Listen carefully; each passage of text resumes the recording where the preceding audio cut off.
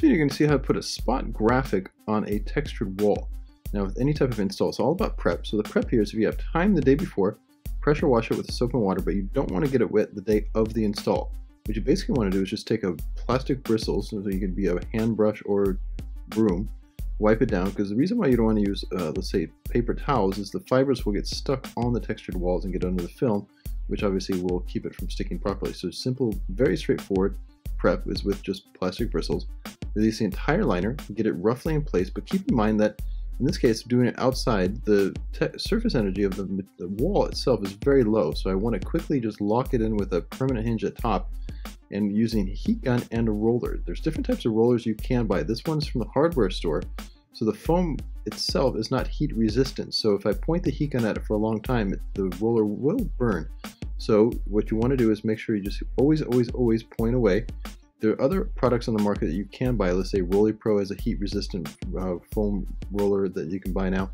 You could also buy one that actually locks into this whole mechanism where you put the heat gun on it, then roll it back and forth, and that has a heat-resistant roller as well. A little more expensive, but if you're going to be doing these on a regular basis, definitely invest in those type of rollers.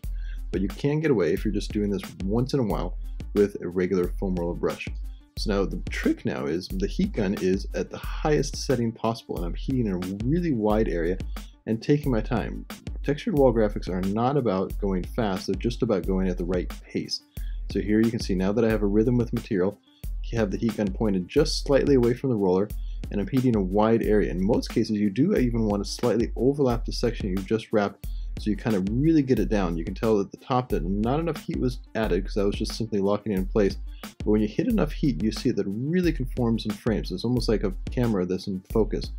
So once you get the texture and the rhythm good at the top and it's locked in, here what I'm doing is just lightly framing the outsides, just barely adding enough heat where it just frames the outside, so then it just holds in place. Otherwise it kind of shifts and goes in different directions. So once you frame the outside, then you can go back into your slow and steady pace of working side to side. So heat, go to the side, done. So what you always want to do is stay in the same direction. What I'm going to do now is switch directions halfway through, and you can see why really quickly that you don't want to do this. So you can going down nice and easy, and you think, okay, I'm just going to section it on one side, I'll stay on the side that I'm working on and just go down. But the problem what happens is once you're locking the material in a certain direction, you switch it, it's going to start to feed and collapse into a corner. So right here you can see a giant wrinkle starting to form right there on the side. Not good. So I think, okay, you know what I'm going to do? I'm going to switch back to horizontal.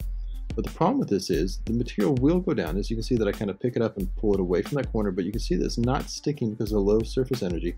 So, well, I'm just going to keep on going back to horizontal, see if that wrinkle works out. And in many cases you do. And you have to also think that the material choice here is an extremely flexible cast. You cannot use calendar for these type of installs for long term. And the cast that you want to use has to have the right lamination as well. So super thin lamination with a very flexible cast film. But now we get back to the story of switching directions. Is here the wrinkles worked out because I added a tremendous amount of heat. But the problem is now you see these squeegee strokes that are in the film, and those don't come out. So by going in the opposite direction, you may get down without wrinkles, but the quality is going to go off and the client might want you to redo it. So slow and steady wins the race, just go in the same direction. So this gets into pricing now. And for these type of installs, you should always double what you normally charge for a flat wall because it's going to take twice as long. It's not a hard install, it's about time, and time is money. So really factor that in. And then once you're done, you get to the edge, you want to make sure all the edges are sealed. And you could even calculate a price of how long this is going to take. 3M in their workshop, they teach how if you have a certain width of roller and you get the material to a certain point, you should cover X amount of inches within a certain amount of time, and then based on that, you know exactly how long that wall is going to take. Very interesting with that. And then once you're done, as you can see here, seal the edges. But what I love about these textured walls is if you use the right film and have the right techniques, it's a very straightforward, easy install, but it has a really cool dramatic effect once you're done, and it's a great upsell to a client who has these type of walls on their premises. Thanks for watching. Justin Payton.